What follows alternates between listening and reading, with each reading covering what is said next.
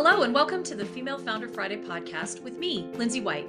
I'm passionate about helping female entrepreneurs be great leaders, build high-performing teams, and create inspiring workplace cultures through innovative talent programs and practices.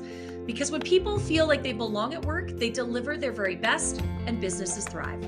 The Female Founder Friday podcast is all about connecting with the most incredible female entrepreneurs to talk about their journey to creating their own business, the mistakes they've made along the way, and how they view their own leadership. And I'm challenging all of my guests this season to take my leadership style quiz, and during each episode, we'll be digging into their leadership style and how it impacts the way they lead in their life and their business. And if you're interested in learning more about your leadership style and want some of my top tips to help you lead more effectively, you can take the quiz right now.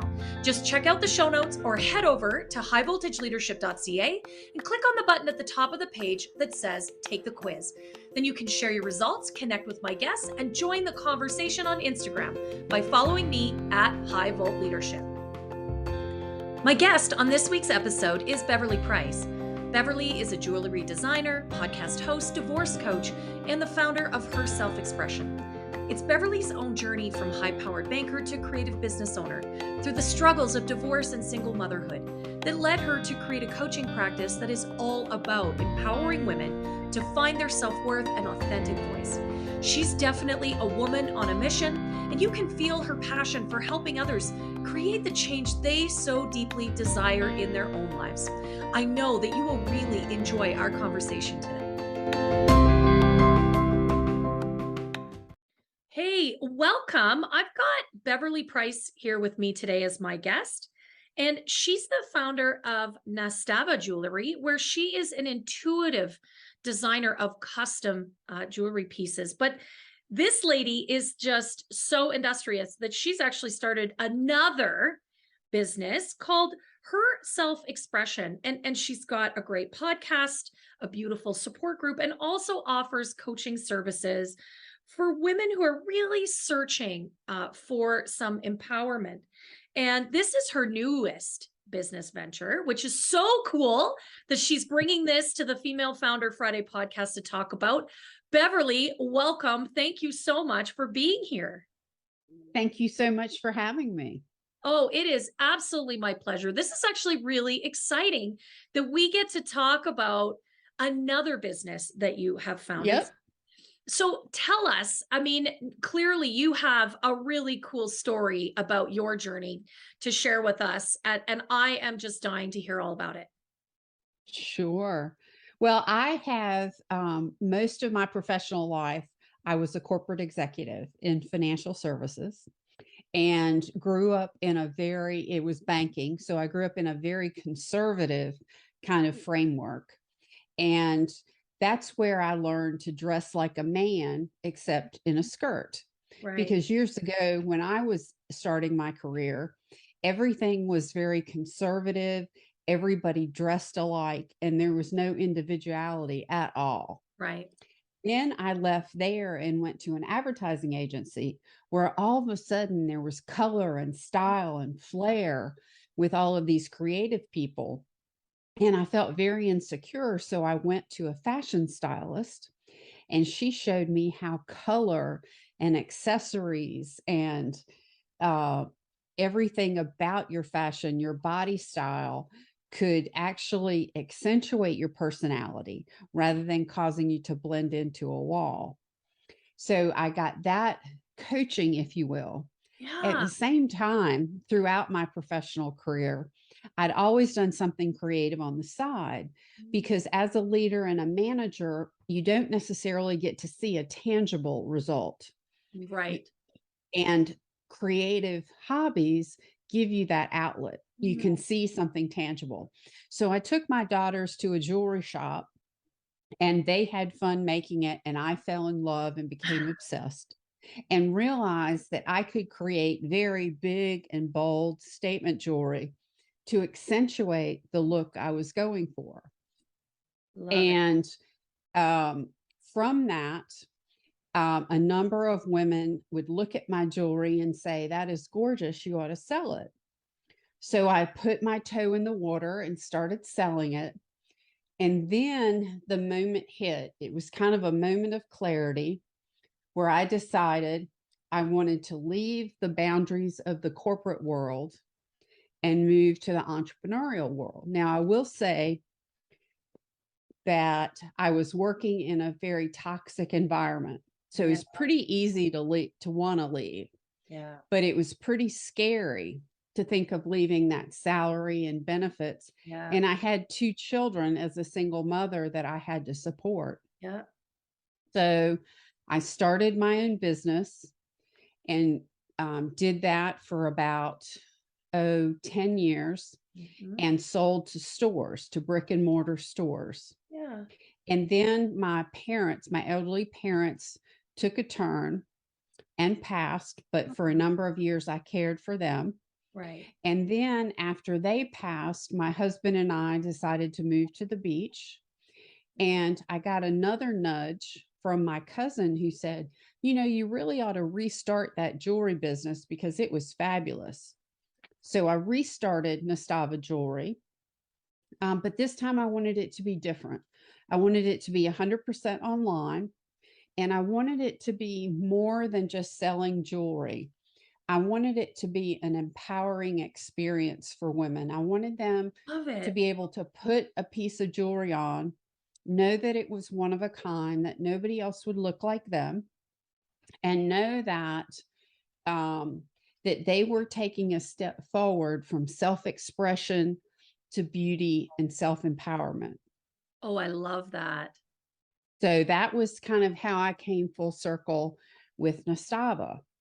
And then I've always had this passion for women and helping women. I've done it a lot over the years through coaching and mentoring and forming support groups and things like that. But I heard some statistics that were incredibly troubling, that 4 out of 5 professional women consider themselves less than other women. Yeah. And less than 3% of women around the world consider themselves beautiful. And I thought those numbers are just tragic. So I wanted to do something else. I wanted to do something more. And I first thought about writing a blog. And then I thought, I hate to write. So that wouldn't be much fun. Yes. No. And I had actually been on a number of podcasts as a guest and thought to myself, you know, that's a great way to get a message out. Yeah. Like you do. Yeah. And so that's where the idea came from, the podcast. At the same time, all along through my professional career and with Nastava, I had been coaching women to help them on their growth in life toward empowerment. Yeah. So I've been coaching now for about 25 years. Oh, I love it. So I decided to combine the podcast and the coaching. And then I formed a support group for women to help them on their journey to empowerment. And it's called the Her Self-Expression Sisterhood. And it's a Facebook group where women interact and help each other and support each other on the journey. Love it. So that's kind of my whole endeavor. The other side of it too is I'm one of those people that I love to create things. I love to start things. I get bored kind of easy if anything's like a production line, a real repetitive task. Right. So this is very exciting for me because every day it's something different. Yeah. Yeah, I bet. I really, I love the arc of that journey, and that this is just about you evolving and evolving in your business life while you're evolving in your personal life. And I think, you know, that is such an underlying theme from all the women I've interviewed in this podcast sort of arena, but the women that I work with as a coach as well, is that it is the arc of our life that really does start to inform how we show up and what we do in our business and our professional life. And I really love that. That's really beautiful. And I think that is, it's so interesting how as females, it's so tightly interconnected for us. Yes. I Yeah. think it's very interconnected. I think, or at least I think it's interconnected when you come to be authentic, when Yes. you come to match what you're doing with who you truly are. Now, there was a time in my life when I worked for someone else that I made a conscious decision to be there for the salary and benefits Yeah. because my children were small and I was a single mom. Yeah. But I made that conscious decision.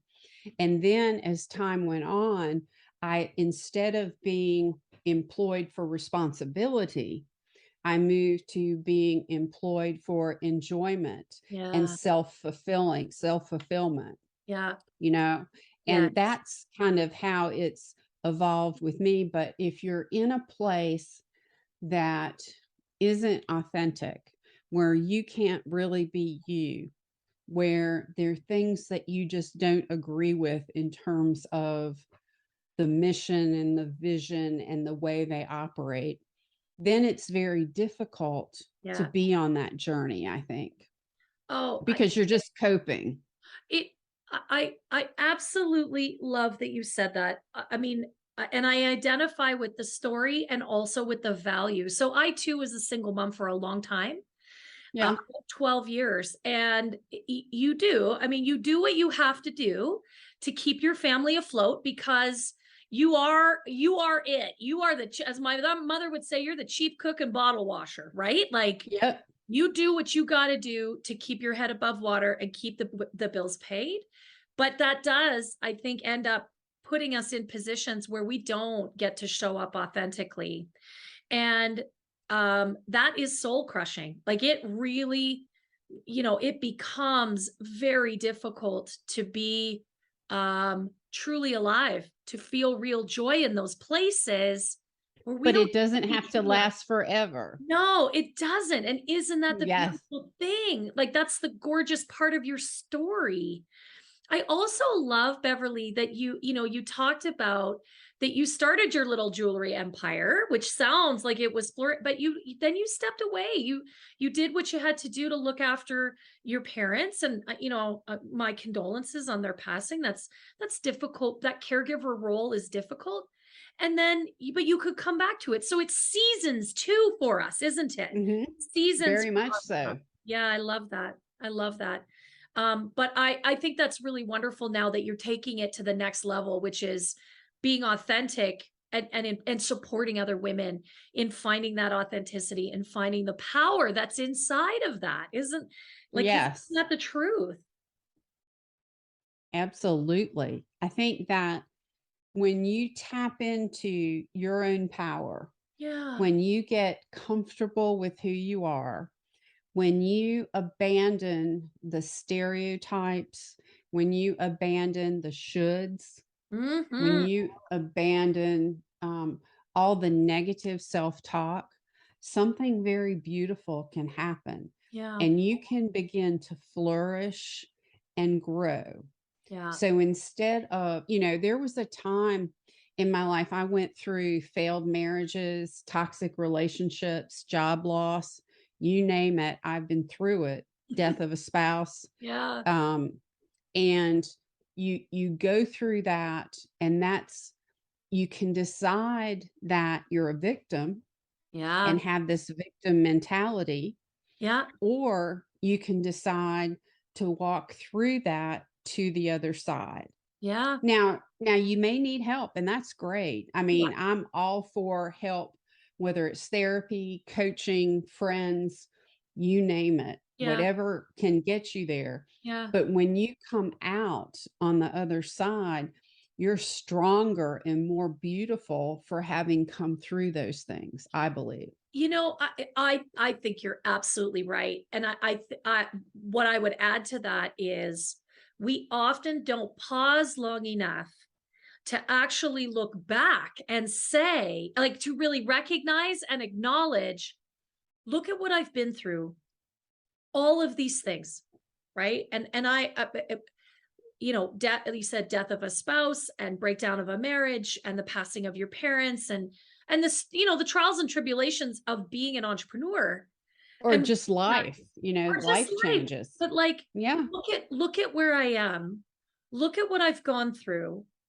Look what I've survived. And I have so much, there's so much more here for me. There's so much Mhm. bigger, there's so much better. And if I can get through that, man, I can do anything. We don't pause long enough to do that sometimes, do we, Beverly?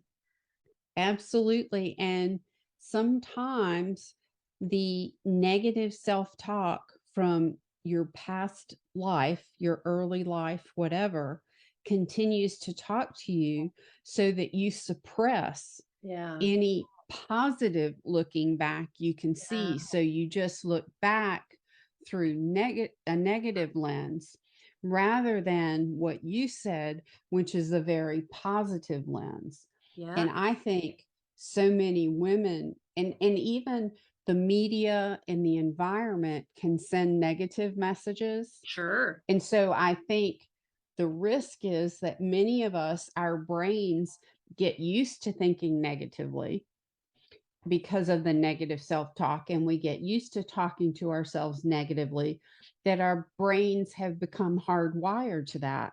And we need to take very conscious steps to change our thinking Yeah. so that we can move into that positive realm. Yeah. It really is true. We are hardwired to see the negative. And we do, we have to consciously choose, each and every one of us, every single day and in every moment.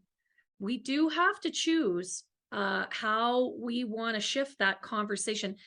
I had a client that called it the pain tape, right? Hmm. Because it was on a loop in her head, this, the negative self-talk.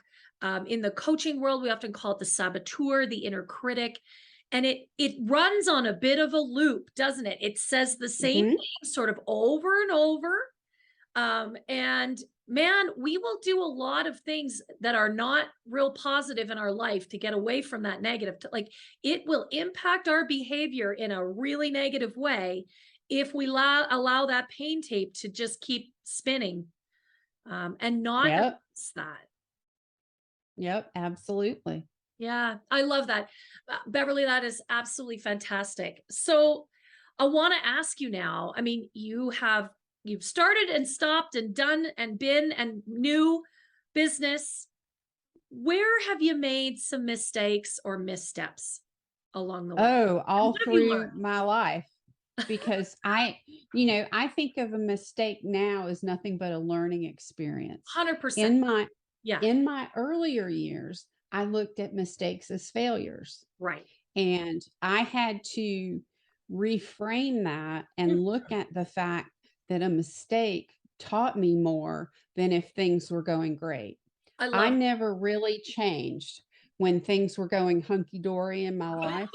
I right. changed when I was in a lot of pain. Yes, And I always say that when the pain of the problem becomes greater than the pain of the solution, change will happen. I love And it that. I did with love. me. Yeah. I love that you call that out, that it's not, and I mean, I use missteps because mistakes feels very fatalistic, doesn't it? Mhm. But actually, I just think you're 100% right. You learn more from the moments when it doesn't go the way you thought it was going to go. Absolutely, Yes. absolutely. And some of those are small, some of those are big, but I believe it takes every single one of them to get us where we are supposed to be. You bet. My first years with Nastava Jewelry, it didn't go the way I wanted it to. Mm, Sales weren't as high as I wanted. Profit margins were low because I had to pay stores a significant cut of the right. proceeds. Um, so I could have looked at that as a failure, Yeah. or I could have looked at that as a learning experience. And Yeah. as a learning experience, it taught me a whole lot of what I wanted to do different when I revived the company. Yeah. Yeah. I love that. Right. Like, move Yeah, forward differently based on what you learned that just didn't go the way you thought it would. And I think I had a guest not that long ago that said on the podcast, like, when you're an entrepreneur, every day is a school day. Like you're Yep. learning something in your business every single day, not to mention all the beautiful life lessons that we get along the way, right? And Right. And I think they just make us stronger uh, if we have the right attitude. If if we have the right attitude. I think you're right. If you can understand and learn to, I'm going to say, turn the volume down on that internal negative conversation so that you can see the opportunity, you can see the learning when something doesn't go right, when you make a mistake, because we make mistakes like every day, All the time. all the time. And But I that's think how we learn. you're right. And when we can see that it's a learning opportunity, as you said, not a failure, man, that's when we just get so much more out of everything we do. Absolutely. I love that, Beverly. That's amazing. I really appreciate you offering that sort of perspective on how those missteps and mistakes can be so valuable. We're going to transition now. I'm going to ask Beverly. She's taken my leadership style quiz. Okay. We're going to talk about her leadership style here in a minute. But if you're interested in learning about your leadership style, what that is, what it means to you, and even some great leadership tips from me, you can go take the quiz. Takes a couple minutes. It's not a long thing. It's fun. It's interesting. You might learn something about yourself. The link is in the show notes. You can also go to highvoltageleadership.ca. There's a button right at the top of the homepage that says take the quiz. Press on that, it'll take you there. And you can even, sort of compare to what style Beverly has and really think consciously about what your style looks like and what that means for you. So, Beverly, do you remember what your style was from that quiz? Well, I think when I took the quiz, I saw two styles. Okay. One my early years and one my more recent years. Love it. And I think it was called directive Yes. and coaching. Yeah. So I would say my earlier years were directive. I was much more into telling someone what to do than I was to work with them collaboratively to accomplish something. So I would say in my earlier years, particularly in my leadership and management roles, that my style was directive. And now, for the most part, it's more collaborative. Even when I'm working with people, whether it's contractors, people that I farm things out to, I try and make it more of a two-way discussion than a me just giving them instructions. Yeah, you know what? That is so interesting. And I think you bring up such an important concept, which is your leadership can grow and change as you grow and change. If it Don't, doesn't, I think there's something wrong. yeah, I think that's Seriously. exactly it. As we grow, so does our leadership style. And you're right. I mean, a lot, especially in those big corporate environments, it's very command and control. So the style is to be directive. But as you Hmm. articulated so beautifully, that really wasn't authentically who you were, Hmm. right? Yep. And now a more collaborative approach, a more coach-like approach, which doesn't surprise me at all, where you really connect with people. And I think that's a really great style of leading. I enjoy it, and I think the people that are being coached enjoy it much Yeah. more than people being directed. Yeah. Yeah. Now, having said that, I mean, there's moments as founders, as the CEO of our own business, we have to say, here's what I need you to do, and here's what I need you to do it. Oh, We have to have moments of directive, don't we? oh, absolutely. I think just because you take that quiz and a style comes out of it, I think you use pieces of all different styles Yeah. throughout your career, depending on the situation. And you need to learn how to pivot from one to the other based on the needs of the situation. Beautifully said. That situational leadership is really, it's really important. And when we can't, like, I work a lot as a leadership coach with women in their business that do find it difficult. How am I supposed to show up in this moment? Or I have a very directive style and it's not working for me anymore, right? It's not Right. serving. And so how do I create a leadership practice for myself that blends some of these pieces together? And to your point, still feels very authentic, still feels like Yes. I love that. Tell me a little bit about how that coaching and collaborative style shows up in the work you do now, in your new venture. Well, I think, first of all, if you take the piece now that I'm the podcast host, I Mhm. try to view my discussions with my guests as a conversation Yeah, and as we are both coaches for the audience to right. help the audience. Yeah. I think that in the support group that I've built, it's sharing who I am, it's sharing what I've been through, it's been sharing my journey. So it gives them the permission to share theirs. Beautiful.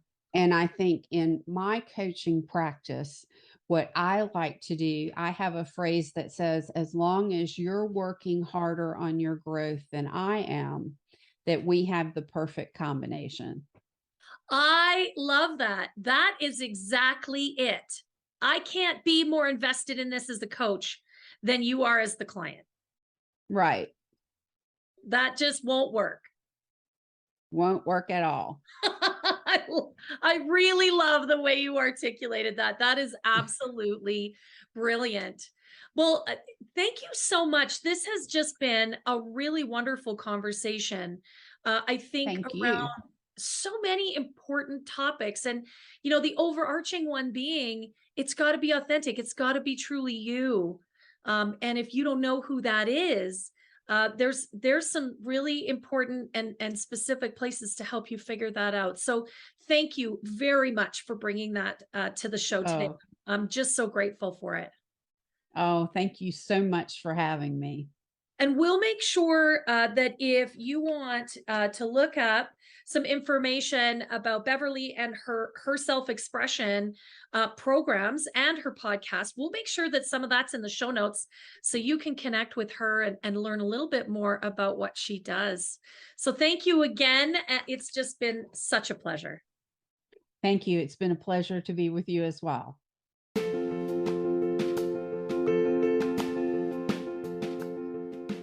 Well, thank you so much for tuning in today. I sure hope you enjoyed listening as much as I did hosting this conversation. And if you did enjoy today's episode, would you do me a favor? Would you give the episode a 5-star review and share it with all of your friends? I would really appreciate that. I've got a goal to impact 1,000 female founders, and with your help, we can really amplify this message. Thanks again for being a part of the show, and don't forget to connect with me and all of my guests on Instagram at High Volt Leadership. We'll see you next Friday.